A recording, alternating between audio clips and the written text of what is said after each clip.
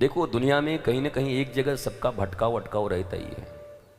ठाकुर रामकृष्ण परमहंस के पास जब कोई शारदा माँ अच्छा सा भोजन प्रसाद थाली लेके आती ना, तो वो तत्व चिंतन करते थे। बड़े बड़े कलकत्ते के लोग बैठे रहते थे, आत्मा की बात चलती थी। और जैसे ही थाली लेके शारदा माँ आती, ओगो माँ किया छे लुचिया छे नकी पायस बानिए छो।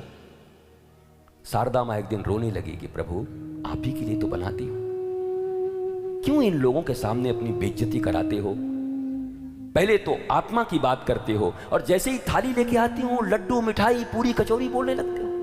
अरे आप ही के लिए आया है, 2 मिनट शांत तो रहो। जब दूसरी बार शारदा मां ने बोला तो ठाकुर ने बड़े गंभीर होकर कहा, शारदा जिस दिन तुम्हारी थाली को देखकर मैंने मुंह फेर लिया ना, तो 3 डेज और उसके बाद रामकृष्ण इस दुनिया में नहीं रहेगा। एक जगह पर मैंने खूंटी बना रखी है खाने पर। यह शरीर टिकता ही तब है जब कोई न कोई एक बंसी बनी रहे। अगर मुक्त हो गए, पूर्ण सात्विक हो गए, तो शरीर टिकेगा ही नहीं, मुक्त हो जाएगा। पंच रचित या अधम शरीरा। और ठीक ऐसे ही हुआ। कुछ ही वर्ष के बाद शारदा मां बढ़िया थाली लेके आई। ठाकुर ने ऐसे एक बार देखा और फिर ऐसे किया और मां के हाथ से थाली गिर पड़ी। शिष्यों को विश्वास नहीं था, अरे सब बातों का बात होता है, क्या होगा। ठीक तीसरे दिन ठाकुर जी प्रयाण कर गए, रामकृष्ण परमहंस। तीसरे दिन तो ये खूंटी कहीं कहीं होती है, महापुरुषों में भी होता है। कोई गावेगा, कोई नाचेगा, कोई चिल्लाएगा। भारत के बड़े बड़े संतों को आपने देखा है, ऋषियों को गाली दे देते किसी को, बोला संतों के गाली देते, बोला हाँ गाली दे देते। पर अब गाली तो कृष्ण को भी लोग देते थे ब्रज में, पर उस गाली में कितना प्रेम था, कितना मंगल छिपा हुआ था। पूतना भी कृष्ण के पास आई थी तो ऊपर जहर लगा के आई थी, भीतर दूध था। हम तो पूतना से भी खतरनाक लोग हैं, ऊपर मलाई है नीचे जहर है। बताओ, इसीलिए पूतना को भगवान ने अपनी मां की गति दे दी। यशोदा को नहीं दिया, देवकी को नहीं दिया, कौशल्या को नहीं दिया, पहले पूतना को वैकुंठ भेज दिया। बोला क्यों? बोला मैंने दूध पिया इसका। अरे बोला ये तो तुमको मारने आई थी। तो कृष्ण ने यही बात कहा कि ये भी हमारी मां है, देखो जो है सो खुल्लम खुल्ला है, आई है तो जहर ही ऊपर लगाया है, भीतर तो दूध निकला। पर इस दुनिया में तो लोग ऊपर दूध रखते हैं, अंदर जहर मिला के रखते हैं, पता नहीं कितनों को मार देते हैं। इसलिए इसको मैं अपना धाम दूंगा। भगवान भी उसको धाम दे गए, मां बना लिया पूतना को। पूतना मेरी mummy, my loving mummy, my dear mummy.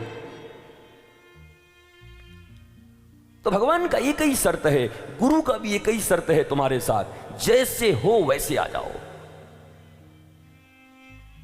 Dent paint मत करो, कुछ रेंट भी मत करो। No dent, no paint, no cent, no rent, उधार पे लेके कुछ आने के, जैसे हो आ जाओ। पाहिमाम पाहिमाम पाहिमाम, मैं जैसा हूं आ गया। आप देखो, जब देश दुनिया में घूमते ही रहते, बड़े बड़े लोग आते हैं, आके बैठते हैं तो प्रथम 10 मिनट तो हमारा ही खा जाते हैं। वहाँ पर ऐसे है, वहाँ पर ऐसे, हमारा बेटा वहाँ पर है, इतनी बड़ी फैक्ट्री है, वहाँ पर ये चल रहा है, वहाँ पर ऐसे थे, 5 साल हम ये थे, वहाँ पर ये थे। 10 मिनट हम उसके बाद महाराज जी शांति नहीं है जीवन में। हम कि ला तो डंडा रे, ये मेरा 10 मिनट खाया है।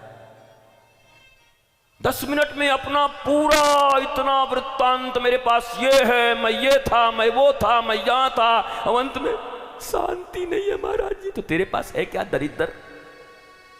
जब जीवन की शांति नहीं है, प्रेम नहीं है, आह्लाद नहीं है, निर्भीकता नहीं है, भयभीत हो, फ्यूचर क्या होगा, शोक में डूबे हुए हो, पहले हमारी बेइज्जती हुई थी, अभी भी लगे हुए हो, क्या मिलेगा क्या मिलेगा, तो क्या है तुम्हारे पास?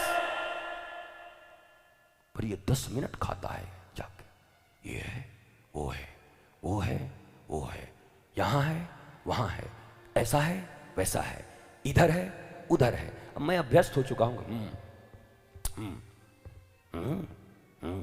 अच्छा। वो भी सोचता है कि आदमी प्रभावित हो रहा है हमसे। हम भी सोच रहे हैं 10 मिनट हो जाए तब तेरे से बात करूं। उसके बाद हम कि अब बता बेटा क्या खबर है। महाराज जी बस शांति नहीं।